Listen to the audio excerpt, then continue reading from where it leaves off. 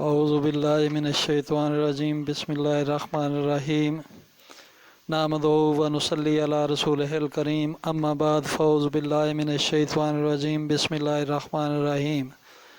सामीन व नाज़रीन व हाज़रीन और तमाम आशिकान रसूल सल्लल्लाहु अलैहि वसल्लम को मेरी तरफ़ से मोहब्बत व अक़ीदत से अस्सलामु अलैकुम व रहमतुल्लाहि व बरकातुहू। अज़ीज़ दोस्तों, जैसा कि आप सब जानते हैं कि रमज़ान शरीफ की आमद है और हर मुसलमान इस माह सियाम के फ़ैज़ व बरक़ात समेटने के लिए सरगर्दा है और इस्तक़बाल रमज़ान की तैयारी ज़ाहरी बातनी तरीक़ों से अपनी हद तक बेहतर से बेहतर तरीके से कर रहा है।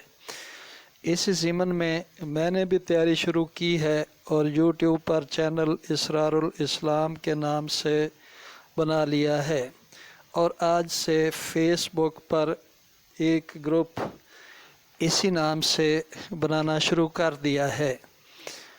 इस ज़िमन में तमाम इस्लामी भाइयों से गुजारिश है कि इस ग्रुप के बनाने के अगराज़ व मकासद और यूट्यूब चैनल इसरारुल इस्लाम वाले ही हैं, यानी हम मुख्तलिफ़ अरकान इस्लाम पर रोज़ाना गुफ्तगू करके इसके पोशीदा इसरार व रमूज़ जानने की कोशिश करेंगे। इस चैनल का आज पहला लेक्चर है जिसका मौजू है कि क्या हमारी नमाज़ें मेराज हैं, जो इस ग्रुप में शेयर करने की जसारत कर रहा हूँ। उम्मीद है कि तमाम भाई अपनी अपनी आरा ग्रुप में शेयर करके एक दूसरे की आरा पर भी गौर करेंगे और नमाज के मुतल्लक़ बेहतर से बेहतर शनासाई हासिल करेंगे।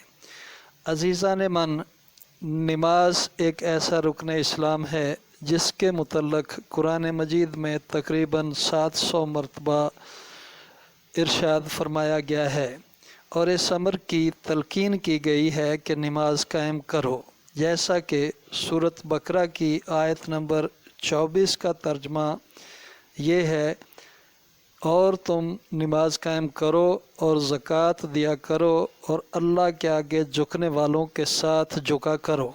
इसी तरह सूरत इनाम की आयत नंबर 72 में हुक्म इरशाद फरमाया गया है, नमाज कायम करो और अल्लाह ही से डरो, वो अल्लाह ही है जिसके पास तुम सब जमा किए जाओगे।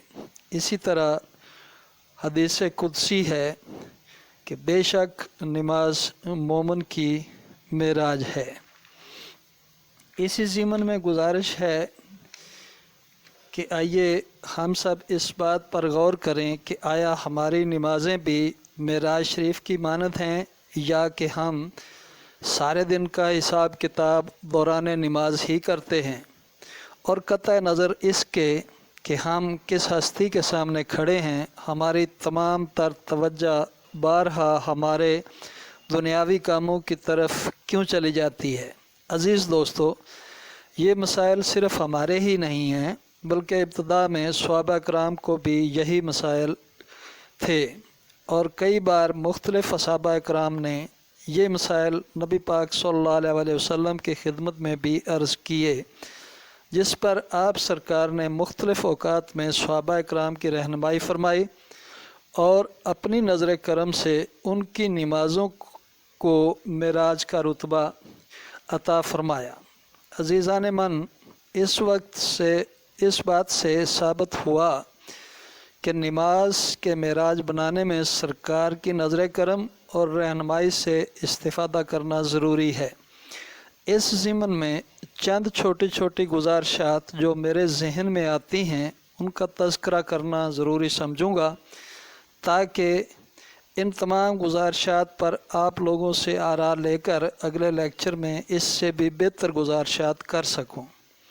मेरे ख़्याल में चंद ऐसी वजूहात जिनकी वजह से हमारी नमाज़ें मेराज नहीं बनती, उनमें से एक बड़ी वजह ये है कि नमाज की अवलीन शर्त इंसानी जिस्म का पाक होना और जिस जगह हम नमाज अदा कर रहे हैं उसका पाक होना ज़रूरी है। असल में इस पाकीज़गी को हमने नहाने धोने اور وضو تک محدود کر دیا ہے۔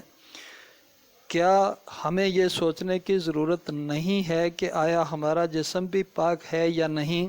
دوستو، جب ہم اس طہارت اور پاکیزگی پر غور کریں تو ہمیں ضرور سوچنا پڑے گا کہ جو غذا ہم کھاتے ہیں اور اپنے بچوں کو کھلا رہے ہیں، آیا وہ رزق حلال ہے یا حرام؟ کیونکہ قرآن و حدیث سے واضح احکامات ملتے ہیں کہ جس نے ایک نوالا بھی حرام کا کھایا اس کی زبان 70 دن تک پاک نہیں ہو سکتی۔ میرے خیال میں ہماری نمازوں کو معراج بننے سے جو چیز روکتی ہے وہ یہی ہے۔ دوستو، طوالت کے ڈر سے اسی ایک نقطے پر ہی وی-لاگ کا اختتام کر رہا ہوں۔ آئندہ وی-لاگ میں باقی نکات پر غور کریں گے۔ امید کرتا ہوں کہ آپ سب دوست میرا اس کار خیر میں بھرپور ساتھ دیں گے اور اپنی قیمتی آراء سے نواز کر میرے اس کار خیر میں مجھ ناچیز کی رہنمائی فرمائیں گے، اور اس طرح ہم سب اپنی نمازوں کو معراج بنانے کی کوشش کریں گے۔ آمین۔ شکریہ۔ وما علینا الا البلاغ المبین۔